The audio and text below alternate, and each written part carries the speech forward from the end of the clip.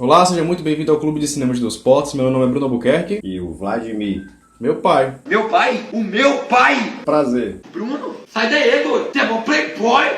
E hoje a gente vai falar sobre Star Wars, o Despertar da Força, com spoilers, contando tudo do filme. Tem um vídeo sem spoilers, então se você não viu o filme, vê o vídeo sem spoilers, tá aparecendo aqui embaixo. E depois de você ter visto o filme, você vem aqui e vê esse vídeo. Mas antes de começar a falar sobre o filme, eu quero te pedir para conhecer a Camisetas Crucial. Eles me deram esse presente aqui, essa blusa do Mad Max, Estrada da Fúria. Tem um vídeo mostrando essa blusa em detalhes, fazendo a promoção, quem está fazendo também. Deve estar aparecendo em algum canto da tela agora para vocês verem. O link também tá na descrição, o link para a loja também. Eles estão dando 40% de desconto para quem é fã do canal, 30% desse mês de estreia do canal e 10% para quem é fã do canal e tiver colocar lá o promo code, tá aparecendo aqui embaixo, o Clube de Cinema. Você vai lá, digita Clube de Cinema, aí você ganha mais 10% de desconto na loja. Então vale a pena, a blusa é muito bacana, as artes são bem legais. Então corre lá conhecer a Camisetas Crucial. Ah, e tem uma blusa lá que tá com 50% de desconto, que é essa que tá aparecendo na tela agora, que é o Não Entre em Pânico, do The Big Bang Theory. Ela tá por R$25. Então corre lá que vale muito a pena. E também eu queria mostrar essa arte que meu amigo Miguelito fez e a arte que o Arthur Menezes, que já apareceu aqui, que ele fez um desenho meu uma vez, também ele tá aparecendo na tela agora, que ele fez do Kylo Ren, o vilão do filme. Eu queria muito agradecer o apoio de vocês, que estão sempre apoiando o canal, divulgando, comentando. Muito obrigado ao Arthur e ao Miguelito.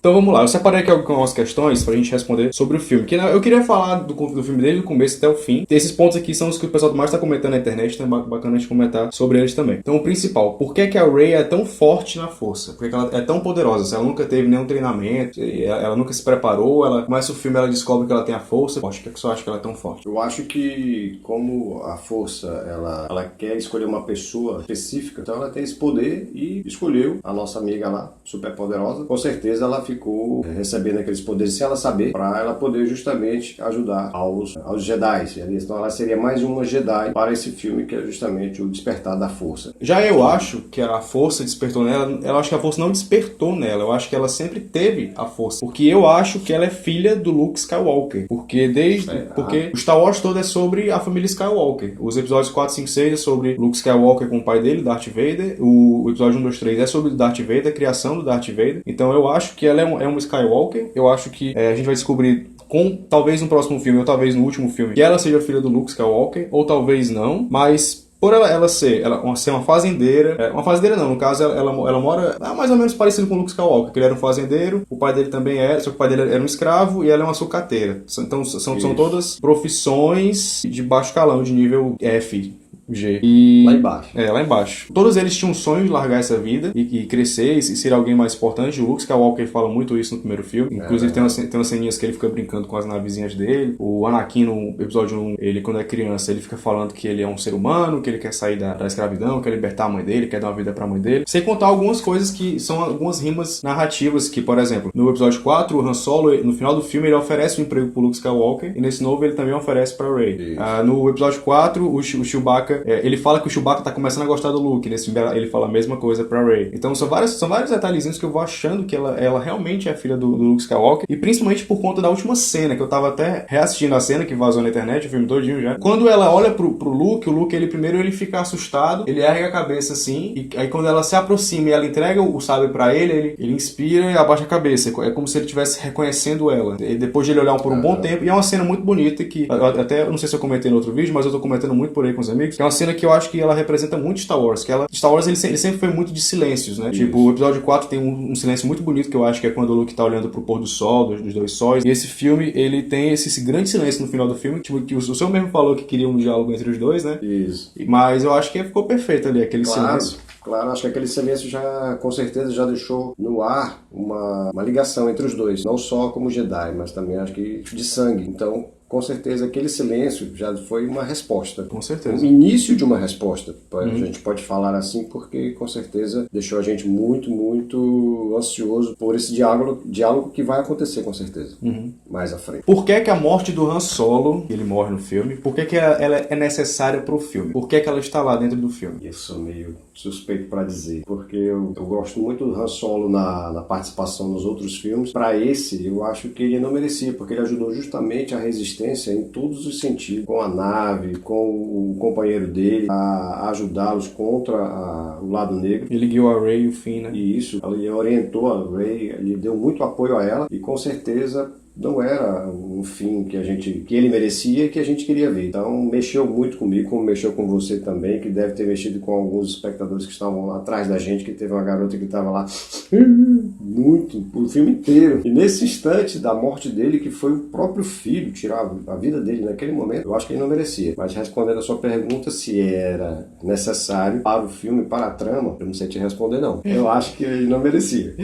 Não merecia. Mas, como ele era filho do Han Solo, aquele desgraçado que matou ele realmente deveria morrer, porque quem teria que vingar a morte dele justamente seria a Rey, que era a nova Jedi. Eu acho que a importância da morte dele no filme é mais uma questão de narrativa, que o filme, por exemplo, o filme ele traz muito a jornada do herói, que é uma estrutura narrativa, que é empregada no filme original, o quarto, que ele mostra o protagonista, que ele mora no universo dele isolado, e ele vai descobrindo um novo universo, e ele é sempre guiado por um mentor, que geralmente é morto no final do filme, ou no final da história, né? No caso, do Harry Potter, o Dumbledore, ele morre no episódio 6. No sexto livro, no sexto filme. No episódio 4, o Obi-Wan morre. No episódio 1 do Star Wars também, o Qui-Gon Jinn morre, né? E nesse caso, o grande mentor do filme é o Han Solo. Então, em termos de narrativa, de jornada do herói, ele deveria morrer. Mas ele principalmente morre porque o Kylo Ren, que é o filho dele, que é o Ben, na verdade, eu acho bacana como esse filme também, ele resume os 3 originais. Então, ele tem todos os elementos. Tem toda a questão do personagem pobre, querendo ser alguém importante. Tem a questão de uma virada na trama, porque ninguém esperava que o Kylo Ren fosse filho do Han Solo. Eu, por exemplo, eu achava que ia ser filho do Luke também. Também tem toda a questão do episódio 6, que o Luke tá muito dividido entre ir pro lado negro e permanecer no lado da luz. E nesse caso, a gente vê o Kylo Ren, ele dentro do lado negro, dividido, querendo ir pro lado da luz, sendo chamado, ele não vai. E eu acho que a morte do Han Solo, o fato dele ter matado, é uma cena onde ele tá muito dividido, né? Então, até em termos de linguagem, ela é muito, muito bonita a cena, porque ele tá com o rosto iluminado por um lado uma luz branca e o outro lado do rosto com uma luz vermelha. E quando ele vai entregar o sabre pro pai, ele segura, e quando a luz branca apaga, ele fica todo vermelho. E aí ele não consegue, ele segura o sabre, ele liga e mata. E você nota que ele tá com o rosto assim assustado. Então ele não fez exatamente porque ele quis, ele fez porque ele tinha que fazer, porque o lado negro falou mais alto naquele momento. É verdade. Então eu acho que a morte do Han Solo foi usada justamente para isso, para mostrar como o nosso novo vilão, ele é realmente do mal. Ele faz a gente realmente detestar ele, que eu acho que todo vilão tinha que ter isso. Tem que ser odiado. Ao mesmo tempo em que ele também tem que ser bastante humano. Por exemplo, o próprio Darth Vader no episódio 6, a gente no final ele fica do bem. Nos últimos momentos ele fica do bem, você sente pena dele, você sente compaixão por ele. Assim como, por exemplo, o outro vilão que eu gosto muito, que é o Magneto dos X-Men. Você entende as motivações dele, você compreende ele, e em alguns momentos dos X-Men eu fico até bem triste com algumas coisas que acontecem com ele. Mas eu acho que é basicamente isso, é pra construir o personagem do Kylo Ren como o grande vilão dessa nova trilogia, que eu acho que ele, por enquanto, assim, alguns aspectos, não os principais, claro, mas porque Darth Vader pra mim é insuperável, mas alguns aspectos ele conseguiu ser até mais ameaçador que o Darth Vader em alguns momentos. Ele me fez sentir raiva dele, coisa que o Darth Vader, eu tinha empatia tão grande pelo personagem que eu não sentia raiva dele. Aí do Kylo Ren eu sinto raiva. Até entre eles mesmo, ele também fazia um temor maior que o Darth Vader, naquele momento em que ele cobrou daqueles oficiais que estavam lá na nave deles, e ele cobrando justamente a captura ou até a mesma morte dos nossos heróis, né? Então eles não conseguiram, e ele chegou e ameaçou, e ele realmente, aquele oficial ficou tremendo de medo dele, porque ele sabia que ele tem muita força e tem muito poder dentro ali do lado negro. Muita gente está reclamando que esse filme está muito parecido com os antigos. Só acho que isso é um defeito, só acho que isso é um ponto positivo. Ele pega os 3 principais cenários da trilogia original, põe nesse filme, ele traz os personagens originais, põe também, ele traz toda a estrutura. Então, no começo do filme, tem um personagem que está investigando, que está fugindo do Império. No Império agora, no caso, é a Primeira Ordem. E ele tem uma mensagem, então ele precisa enviar para alguém. Ele coloca no robozinho, envia, que nem no original, que a Princesa Leia precisa enviar uma mensagem pro Obi-Wan, ela põe no R2 e lança o R2 pro planeta também. Eu só acho que isso é um defeito, só acho que isso é uma qualidade. Eu acho que é uma qualidade para justamente não fugir do contexto. Para quem assistiu os primeiros, realmente não sair dessa linha, para justamente as pessoas entenderem e se sentirem justamente que um tem ligação com o outro. Principalmente na maneira como a gente estava no início da nossa conversa, colocar mais um Jedi nessa trama que justamente faz onde o Skywalker como se fosse hoje um professor, como se fosse hoje um mestre. Ela tinha que ir até o mestre. Se você vê em outros filmes por aí, por exemplo, de karatê ou de jiu-jitsu, cada um tem seu mestre. Então a Rey tem que ter o seu mestre. E assim como também no episódio 5, o Luke tem que ir até o Yoda, né? Que esse é o novo mestre dele. Que era o mestre dele, exatamente. Então, aí mudou o personagem, já não era o Yoda, Mas agora era o Skywalker, Luke Skywalker, que é justamente o mestre da Rey. Então ela tinha que ir até ele, tinha que haver um contato, tinha que haver pelo menos um olhar como houve nessa... E também porque até muita gente... Eu, por exemplo, também reclamei muito da nova trilogia, que ela não parece Star Wars, episódio 1, 2, 3. Não parece muito Star Wars, assim, visualmente. Os personagens, tipo, eles não têm o mesmo carisma, eles não têm o mesmo aprofundamento. São 3 filmes bastante rasos, eu falei sobre todos eles aqui, aparecendo aqui embaixo, também tem na descrição, e também falei sobre os episódios 4, 5, 6, os clássicos, também estão aparecendo aqui embaixo. Eu fiquei feliz que trouxe isso de volta, porque não só foi uma grande homenagem, porque tem todos os elementos, até o ET, que tem uma escrava, aparece no filme bem rápido, assim, também é do episódio 6, né, que no começo o Jabba, ele torna a Leia a escrava dele, do mesmo jeito aparece lá um ET e tal, mas eu acho que trouxe de volta o espírito da trilogia original, que a gente tava precisando muito, e tava todo mundo reclamando que não tinha, e agora que tem, o pessoal tá reclamando que tem, então não sei. É difícil de realmente conseguir trazer uma satisfação geral, que fique generalizado, uma satisfação generalizada. É complicado. Agora, eu gostei muito mais deste O Despertar da Força, onde houve justamente uma guerra entre a resistência e o lado negro, mais no espaço do que justamente na Terra ou no planeta deles. Mas realmente a batalha foi toda no espaço. Foi muito bonito. Para mim, foi o melhor das disputas de todos os filmes, foi esse justamente o Despertar da Força. E quais foram os principais defeitos do filme? O que você achou de ruim no filme? Como fã, eu acho difícil. Eu não tenho assim um olhar crítico como você já tem. Como você já é treinado, você já tem experiência disso. Por exemplo, aquele gordinho lá que recebia aquelas sucatas e a Rey foi trocar. Ele era o dono da nave do Solo. Quer dizer, ele estava dono, né? Então ela disse para ele, para o Finn, que a nave não funcionava não sei quantos anos. Estava lá parada há muito tempo. E no deserto, a gente sabe que o deserto é ventania o tempo todo. Então aquela nave devia estar recebendo muita areia. É mesmo. Então vamos lá pelo lado lógico, né? Então se ela estava pegando muita areia no motor, nas turbinas, sei lá onde, ia prejudicar no funcionamento dela. Mas ela não precisou nem do empurrão, nem do tranco. Ela pegou e saiu voando e ela já sabia pilotar. Não tinha pensado nisso. Eu fiquei pensando, porque eu que dirijo, você ainda não dirige, vai dirigir, você vai entender. Se o carro ficar parado, um veículo ficar parado muito tempo, principalmente naquelas condições, não era para ser aquela nave, não era para ser a nave do Solo, mas como a trama traz justamente o Solo, tinha que ser a nave dele. Verdade. Então, acredito eu que faltou um pouco ali de... Sim. Sabe, eles ficarem, os soldados do lado negro ficaram um pouco mais afastados, e vinham chegando, e atirando, e eles lá tentando botar ela para pegar, mas ela ia pegar. Porque justamente eles tinham que levantar voo para eles poderem fugir. Mas ali deveria ter ficado um pouco mais distante, para que eles tivessem tempo justamente de dar uma pancada em alguma coisa, como acontece nas outras tramas. Aconteceu. O Solo fez isso. É verdade. Ele fica empurrando até dar certo. Isso. É verdade. Aí não sei quem que bate alguma coisa no painel e ela funciona. acende tudo. É verdade. Ali deveria também. Nem que o Finn fizesse assim no painel, tirando a areia.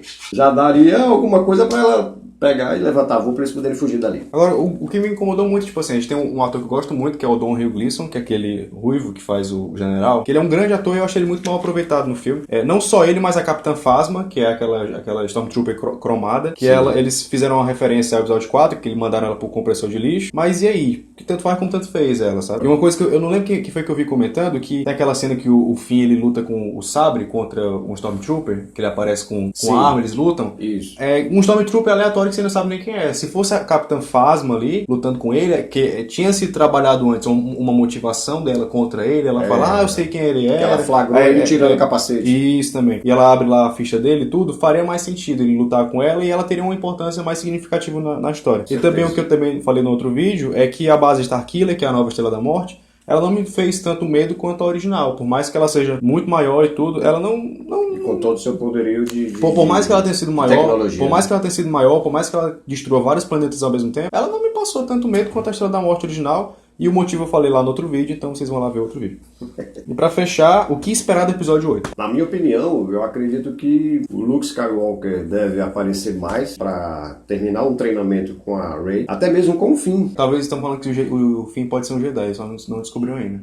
Porque o Finn, ele já estava ali do lado negro, mas insatisfeito, muito insatisfeito. Então alguma coisa o chamava para o lado realmente da resistência, para o lado do Jedi. Eu acho que ele deveria também receber pelo menos uma chancezinha lá do Luke Skywalker, Skywalker para ele ser treinado. É verdade. Até porque nos outros episódios, nas outras tramas, tinha o Solo, tinha o Luke Skywalker, tinha a rainha, a irmã dele, A Princesa Leia. a Princesa Leia. O Finn deveria também ser treinado pelo Luke Skywalker. Então ele deveria voltar para que ele terminasse um treinamento com a Rey e iniciasse um treinamento mais aprofundado com o Finn, para ajudar a Rey a combater o lado dele. Eu acho que vai ser basicamente o grande drama do filme vai ser o Luke decidindo se ele vai ou não treinar a Rey, porque o último treinamento que ele fez deu merda, que foi o Kylo Ren, né, que ele virou do lado negro. Eu acho que vai ser o grande conflito dele nesse filme, se ele treina ou se não treina, mas eu acho que ele vai ser resolvido rápido, que nem o do Yoda também no episódio 5, que ele conhece o Luke e aí aparece o espírito do Obi-Wan e ele fala, não vou treinar ele porque ele é velho demais, ele é intolerante, ele é desobediente. Aí o Obi-Wan vai e fala, não, você tem que treinar ele é a nossa última esperança. Mas principalmente vai ser, acredito eu, a Primeira Ordem se impondo mais em relação à República, que eles falam que a República está estabelecida, que é também um defeito que eu encontrei no filme. Para mim não faz sentido a República estar estabelecida e existir a Resistência. Se a República que está do lado da Resistência está lá. Então por que o nome é Resistência? Isso. Então se mantivesse pelo menos o nome Aliança ou Aliança Rebelde, talvez tirando o Rebelde, né? Por isso a Aliança eu acho que faria mais sentido. Mas eu acho que vai ser mais da Primeira Ordem se impondo, porque você nota nesse primeiro filme que eles estão mais bem equipados, eles estão mais bem preparados e organizados do que a Resistência. Tipo, a Resistência tinha uma frota de 10 naves, eles falam que, nossa, mandamos metade já, está lascado. Então é isso, que nota você dá pro filme? Era 5. 5. 5? Eu dou 4. 5 como fã e como um espectador que já estava ansioso por esse novo episódio. E no 8 eu também gostaria de ver mais lutas com o Sabre de Luz. Então é isso, muito obrigado. Curta o vídeo, acesse o canal. Obrigado, pai. Valeu. Valeu. Tudo bom. Tchau, gente. Vida longa ao cinema. Isso.